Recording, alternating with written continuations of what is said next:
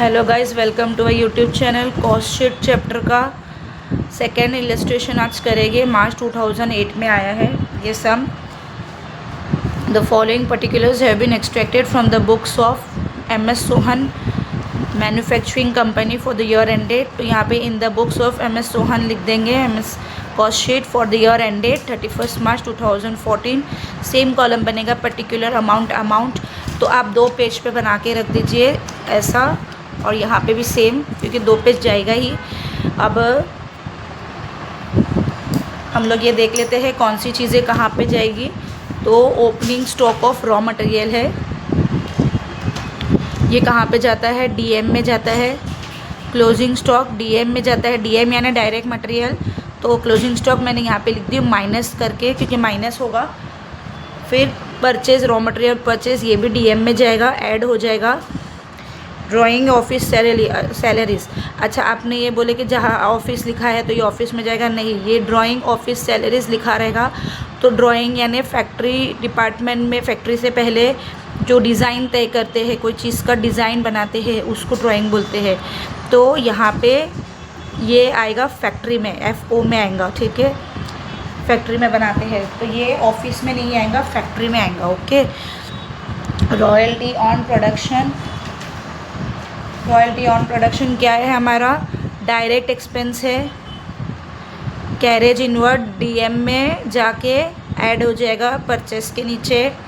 Cash discount allowed, वो हमारा उससे लेना देना नहीं है, क्योंकि कैश डिस्काउंट यानी कोई चीज़ ने परचेस किया, उसको हमने कैश में डिस्काउंट दे दिए, तो उसका प्रोडक्ट से कोई लेना देना नहीं है, कॉस्ट शीट से, ठीक है।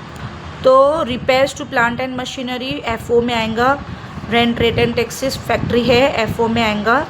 ऑफिस है तो OA में आएगा, office and administration. Office conveyance है, ऑफिस का ट्रैवलिंग है, OA में आएगा। सेल्समैन सैलरीज एंड कमीशन है, SD में आएगा। सेलिंग एंड डिस्ट्रीब्यूशन में आएगा। प्रोडक्टिव वेजिस है, वेजिस बोल के दिया है, तो ये डायरेक्ट लेबर में आएगा। और depreciation on plant and machinery FO में आएगा। Depreciation on office furniture OA में आएगा। डायरेक्टर फीस OA में आएगा। गैस एंड वाटर चार्जेस बोल के दिया है, फैक्ट्री FO में आएगा। ऑफिस OA में आएगा। मैनेजर की सैलरी, मैनेजर की सैलरी कहाँ होती है? ऑफिस में होती है, बट यहाँ पे आपको 1 मिनट बाद में बताती हूँ। Adjustment, cost of catalogue printing, catalogue sale में आता है, SD में आएगा। Loose tools return of factory में आएगा। और ट्रेड फेयर एक्सपेंसेस यानी एग्जीबिशन वगैरह रखते हैं, उसका खर्चा, तो वो आएगा SD में। प्रोडक्ट सेल करने के लिए रखते हैं तो SD में रहेगा, ठीक है। अब एडजस्टमेंट पढ़ लेते हैं। Out of 48 hours in a week, manager devotes 40 hours for factory and 8 hours for office per week for the whole year. पूरा साल उसने हर हफ्ते 48 आवर्स बिताए हैं। किधर? उसमें से 40 आवर्स उसने फैक्ट्री में बिताए हैं और 8 आवर्स उसने ऑफिस में बिताए हैं। तो यहाँ पे हम लोग क्या करेंगे? FO और OA। तो FO में कितना बिताया है? 40, और OA में कितना बिताया है? 8 आवर्स। तो इसको कैलकुलेशन किस तरह करेंगे? 60,000 को मल्टीप्लाई बाय 40 डिवाइडेड बाय 8 करेंगे, और तो ये हमारा फैक्ट्री निकल जाएगा। 40 डिवाइडेड बाय 48 करेंगे, और उसको 60,000 को OA क्या है? 8 आवर्स, तो 8 डिवाइडेड बाय 48 करेंगे। तो जो आंसर आएगा उसको हम लोग लिखेंगे। मैं आपको एडजस्टमेंट में बताऊंगी अभी जब सॉल्व करेंगे, लेकिन यहाँ पे स्टार मार्क कर देते हैं। इस पे एक ही एडजस्टमेंट है, और दूसरा एडजस्टमेंट तो जो हमारा सेलिंग प्राइस प्रॉफिट निकालने का आता है वो दिया है, ठीक है। तो वो मैं आपको उसमें बताऊंगी, सॉल्यूशन में बताऊंगी, ठीक है। अभी हमारा फॉर्मेट रेडी कर ली हूँ मैंने, ये तो मैंने आपको बता दी हूँ। यहाँ पे आपको पता है स्टार्टिंग में आता है direct material, direct labour, direct expenses. Direct material में आपने पढ़े ओपनिंग स्टॉक दिया है, रॉ मटेरियल परचेस दिया है, तो ओपनिंग स्टॉक लिख दिए, ऐड में परचेस लिख दिए, और कैरेज इनवर्ट जो है वो भी डीएम करेंगे प्लस में, तो उसको भी लिख दी मैंने। फिर जो इसका आंसर आएगा उसमें एक जगह छोड़ के लेस लिख दी, क्योंकि क्लोजिंग स्टॉक हमेशा लेस होता है। तो ये हमारा आ जाएगा। और डायरेक्ट लेबर हमारा दिया हुआ है यहाँ पे रॉयल्टी सॉरी प्रोडक्टिव वेजेस और direct expenses, royalty and production. तो इसके नाम अलग है, तो हम लोग इसको इस तरह लिखेंगे, डायरेक्ट लेबर के अंदर ये, डायरेक्ट एक्सपेंस के अंदर ये। ठीक है, तो स्टार्ट करते हैं। मैंने इतना फॉर्मेट रेडी कर दिया है। Add factory overhead, factory overhead को मैं इतना लिखूंगी, फिर इधर से ऑफिस आएगा नहीं, तो हम लोग उसको इधर छोड़ के आगे इधर कंटिन्यू करेंगे। तो मैंने यहाँ पे इतना फॉर्मेट बना के रखी हूँ, आप भी बना के रख सकते हो फटाफट के लिए। ठीक है, opening stock of raw material कितना दिया हुआ है, 2,35,000। तो ये सारी चीज़ें कहाँ लिखेंगे, इनर कॉलम में। Purchase 10,40,000, 10,40,000, okay. And carriage inward 41,000। ये सारी चीज़ों को क्या करेंगे, प्लस करेंगे। 2,35,000 प्लस 10,40,000 प्लस 41,000, 13,16,000। ठीक है, अब क्या करेंगे, क्लोजिंग स्टॉक को माइनस करेंगे। तो क्लोजिंग स्टॉक किधर है हमारा, हाँ यहाँ पे 2,50,000। तो 13,16,000 में से 2,50,000 को माइनस कर देंगे। 10,66,000। तो ये हमारा क्या आया, डायरेक्ट मटेरियल 10,66,000। डायरेक्ट लेबर क्या है, प्रोडक्टिव वेजेस है ना हमारा, productive wages 7 lakh, productive wages 7 lakh. Directly बाहर लिख देते हैं क्योंकि एक ही है। डायरेक्ट एक्सपेंसेस हमारा क्या है, royalty on production that is 70,000, royalty on production 70,000। ये 7 लाख है और ये 70,000 है। ठीक है, कंफ्यूज मत हो ना, देख लेते एक बार। प्रोडक्टिव वेजेस 7 लाख है, कैरेज रॉयल्टी ऑन प्रोडक्शन 70,000। ठीक है, अब ये सारी चीज़ों को प्लस करेंगे। प्लस ये हमारा उसमें है 10,66,000 प्लस 7 लाख प्लस 70,000, 18,36,000। ये क्या मिला हमको, प्राइम कॉस्ट। जो भी डायरेक्ट वगैरह का रहता है उसको क्या बोलते हैं, प्राइम कॉस्ट। अब ऐड फैक्ट्री ओवरहेड्स करेंगे। फैक्ट्री ओवरहेड्स में एक एडजस्टमेंट है, याद रखिएगा। ये हमारा हो गया है, यहाँ पे लाइन से ये चीज़ हो गई है। फैक्ट्री ओवरहेड्स में ड्राइंग ऑफिस सैलरी है, तो पहला वाला लिख लेंगे, drawing office salary 48,000, 48,000 drawing office salaries. ठीक है, यहाँ तक हो गया है। कैश डिस्काउंट अलाउड नहीं आएगा। Repairs to plant and machinery 53,000, 53,000 repairs to plant and machinery.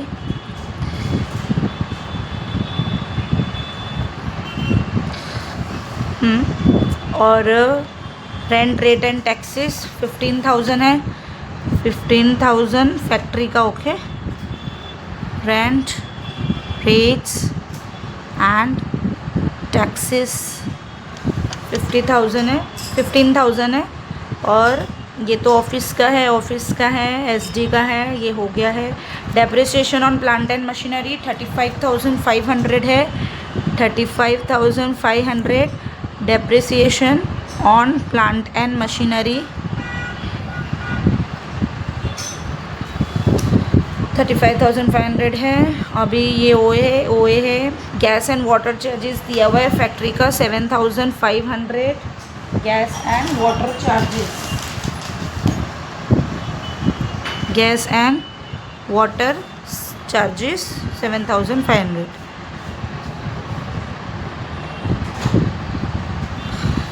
ठीक है, ये ओहे है।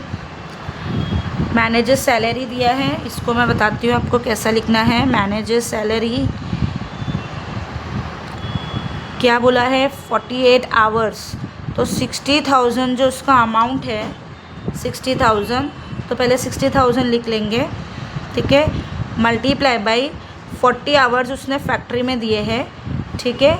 अब इसको डिवाइड करके यानी 48 में से, ठीक है, 48 आवर्स में से 40 आवर्स उसने फैक्ट्री में दिए, तो आप लोगों को कैलकुलेटर में लिखना है 60,000 मल्टीप्लाई बाई 40 आवर्स दिए हैं, टोटल आवर्स कितने हैं 48, यानी 60,000 में से 50,000 हमारा जो आएगा वो फैक्ट्री ओवरहेड्स में आएगा, बाकी का जो 10,000 है वो उसमें आएगा ऑफिस ओवरहेड्स में, ठीक है। मैनेजर सैलरी हो गया, लास्ट बचा है हमारा loose tool returns of, that is 8,000, तो 8,000 हमारा लिखेंगे हम लोग लूज टूल्स, सॉरी ये लाइन यहाँ पे कट कर देते, लूज टूल्स रिटर्न ऑफ, बस ये सारी चीज़ें हो गई। ये आप लोग यहाँ पे इनर कॉलम में भी लिख सकते हैं, ठीक है। अब ये हमारा क्या मिलेगा, हमको टोटल मिलेगा, सारी चीज़ को टोटल करेंगे 48,000 plus 53,000 plus 15,000 plus 35,500 plus 7,500 plus 50,000 plus last 8,000 और 2,17,000, ये हमारा आया क्या, इसका टोटल क्या, फैक्ट्री ओवरहेड्स का, ये फैक्ट्री ओवरहेड्स है, ठीक है। इसको आप अगर इनर में लिखेंगे तो ये लिखने की ज़रूरत नहीं, अभी हम लोग क्योंकि ये कन्फ्यूजन हो जाएगा बाहर लिखे, तो इसलिए मैंने ऐसा आपको लिख के दिया, ओके। अब हमारे को क्या निकलेगा, ये प्राइम कॉस्ट है, तो फैक्ट्री ओवरहेड्स है, अभी टोटल फैक्ट्री कॉस्ट या वर्क कॉस्ट बोलते हैं उसको, तो ये हमारा कैसे निकलेगा, फैक्ट्री कॉस्ट वर्क कॉस्ट दोनों को टोटल करके निकलेगा। इसको टोटल करेंगे 2,17,000 को प्लस प्राइम कॉस्ट को प्लस 18,36,000, तो 20,53,000, ये क्या आ गया हमारा फैक्ट्री कॉस्ट 20,53,000। अभी ऑफिस ओवरहेड्स के सारे पॉइंट्स लिख लेंगे, ऑफिस ओवरहेड्स में क्या क्या पॉइंट्स है,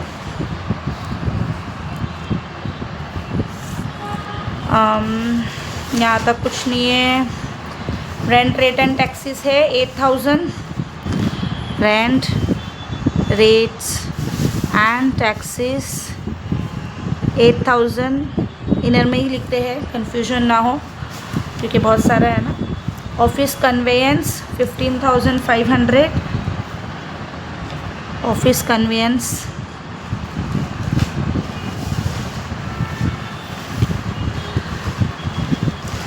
एसडी है, ये ओए क्या है, depreciation on office furniture 3,000 depreciation on office furniture. Directors fees 30,000, director हमेशा ऑफिस में होता है तो वो ओए में आएगा, कितना है 30,000। गैस एंड वाटर चार्जेस है 1,500,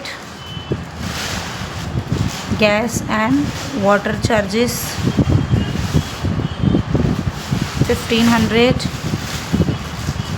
मैनेजर सैलरी बचा है, मैंने आपको बताई थी, फिर भी मैं इसको एलोबरेट करती हूँ किस तरह हम लोग उसको मेंशन कर सकते हैं।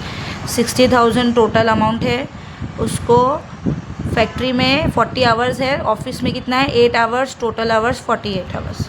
तो इसको हम लोग करके देखते हैं। 60,000 देखिए 10,000 ही आएगा, multiply by 8 divided by 48,000, sorry mistake हो गई, 60,000 मल्टीप्लाई बाय 8 डिवाइडेड बाय 48, 10,000, ठीक है। अमाउंट आ गया 10,000, ओके। वहाँ पे 50 हो गया, यहाँ पे 10 हो गया, टोटल हो गया 60। ये दोनों को प्लस करके अगर 60 बराबर आया तो मतलब आपका सही है, ठीक है। ये ओए हो गया, हाँ सब हो गया, तो ऑफिस एडमिनिस्ट्रेशन सब हो गया।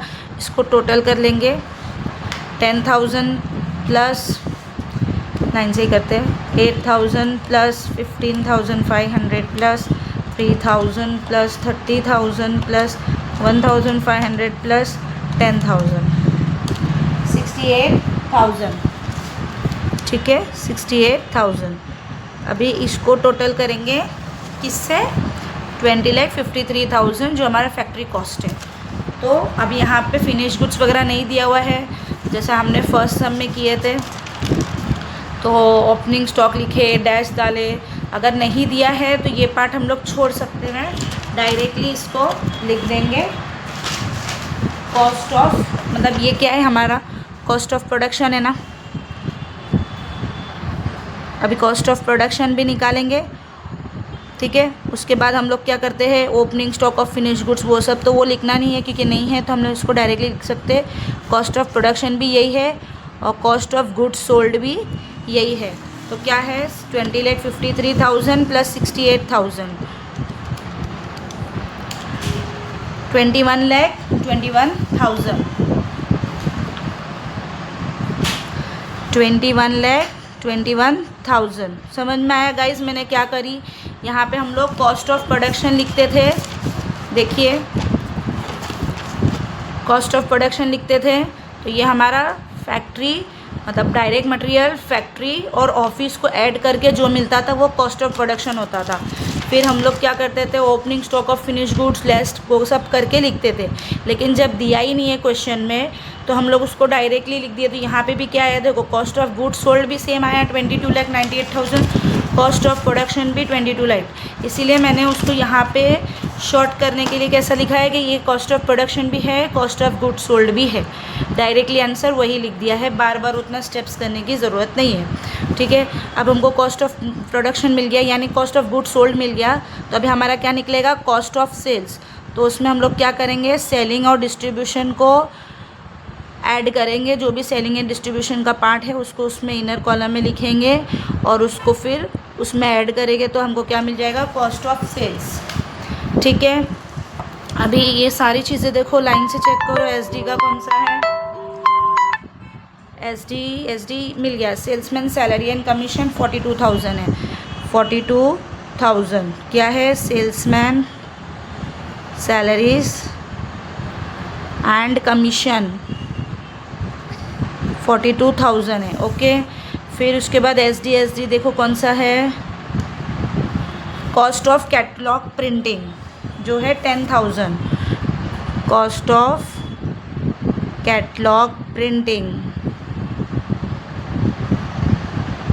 10,000 लिख दिए। और लास्ट है ट्रेड फेयर एक्सपेंसेस, वो भी 10,000 दिया है, ट्रेड फेयर एक्सपेंसेस। अब इसको इनर कॉलम में लिख देंगे 42 + 10, 52 + 10, 62,000, ठीक है। इसको ऐसा करेंगे, ये तो हमारा सेलिंग एंड डिस्ट्रीब्यूशन ओवरहेड्स कितना आया, 62। अब इनको टोटल करेंगे 21,21,000 प्लस 62,000, तो ये हमारा आएगा 21,83,000। वो क्या मिल गया हमको, सेल्स, कॉस्ट ऑफ सेल्स, ठीक है, कॉस्ट ऑफ सेल्स मिल गया।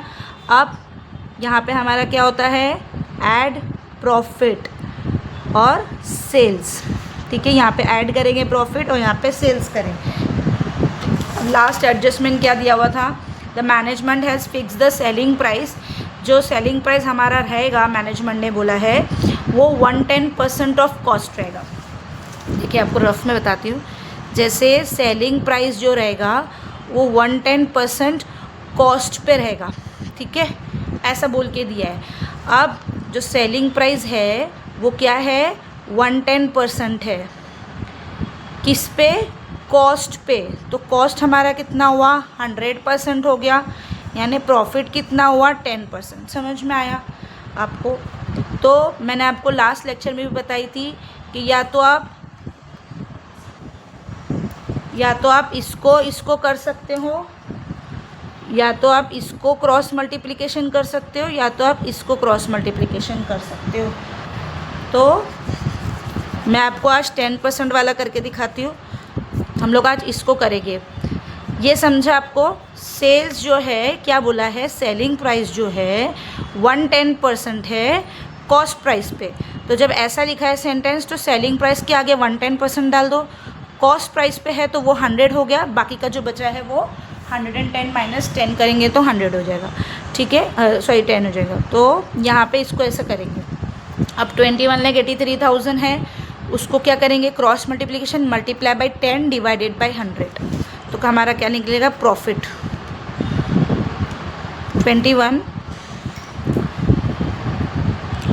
2,18,300, ये क्या हो गया, प्रॉफिट। अब इसको ऐड कर देंगे ऊपर से 21,83,000, तो आंसर आएगा हमारा 24,01,300। ये हमारा आंसर है सेल्स का। समझा आपको? Thank you very much. अगर आपको मेरा वीडियो अच्छा लगता है तो please like, share and subscribe. Comment भी कीजिए आपको कौन सा वीडियो चाहिए, और मैं इसका जो सॉल्यूशन है विथ क्वेश्चन विथ आंसर आपको मैं PDF भी अपलोड कर दूँगी शॉर्ट्स में भी। Thank you very much.